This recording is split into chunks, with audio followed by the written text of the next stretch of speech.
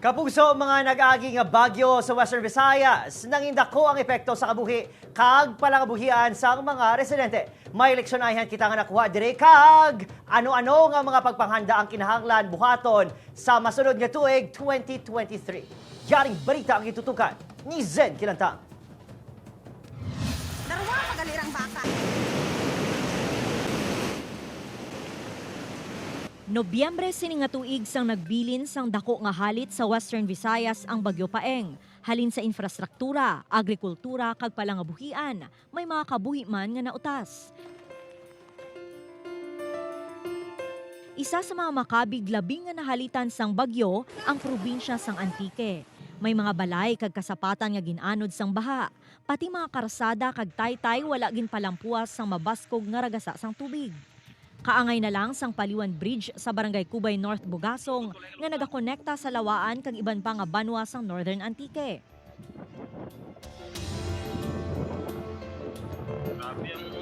Apang ang labing naging kakibot sa mga pumuluyo nga ang sanguna nga mga lugar nga wala ginabaha, hinali lang nga nagtaas ang tubig. Mas budlay ka dyan gidi. Upa, tuka di dyan, taga di dyan tubig. Di ginligtas ko lang, karabaw ko lang. Nga makaligtas mong baka kanding, ora gid. Lumus gid, mga manok naman. Baha, hindi po di liglahog, nga baha to. Kita mo namin mga dam sa.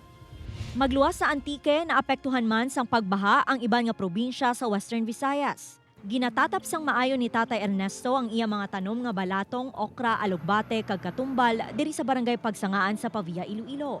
Isa lang ini sa mga mangunguma nga nahalitan sa paglaslas sang bagyo. Kakapay ang tanom, nagkabot.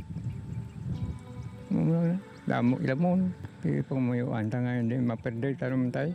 Apisar gin paidalom sa hindi man mataas nga storm signal ang rehiyon, nabatyagan sa gihapon ang kakusog sang bagyo. Suno sa RDRRMC6 ang pagbaskog sang bagyo, ang epekto sang climate change nga nagaapekto naman sa dunang manggad. Even ang aton nga preparations gina-challenge per me sang amon nga mga weather disturbances, isa naman dira dayon sang nagligad lang ang bagyo nga si Paeng nga kadam-an man sang mga pumuluyo diri sa may Western Visayas ang apektado. So inituga man sang climate change, may mga lugar kita nga ginbaha nga sang una wala ginbaha, may mga pagtaas kita sang tubig nga gulpiada lang. So ini because man sang mga silted na naton nga mga rivers, pero isa man na sa mga priority naton nga i-dredge ina siya sa our solution. Hindi man siya long term but at least we will lessen ang flood nga ma-experience ang aton nga pumuluyo.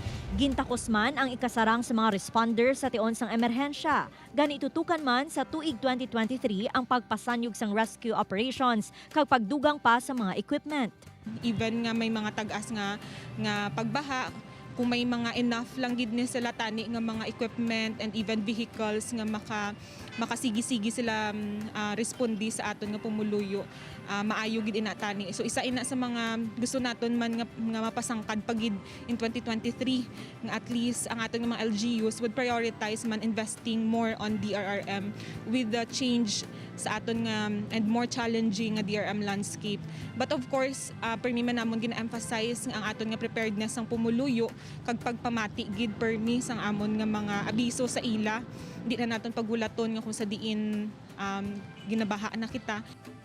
Ginalauman sa mga residente nga mangin masulhay ang tuig 2023 agud makabangon sa halit sang kalamidad sa ila palangabuhian. Ginapanuginan naman ang publiko nga padayon nga mangin alerto sa tanan nga oras. Upod Kirmal Porquia, Zen Kilantang, One Western Visayas.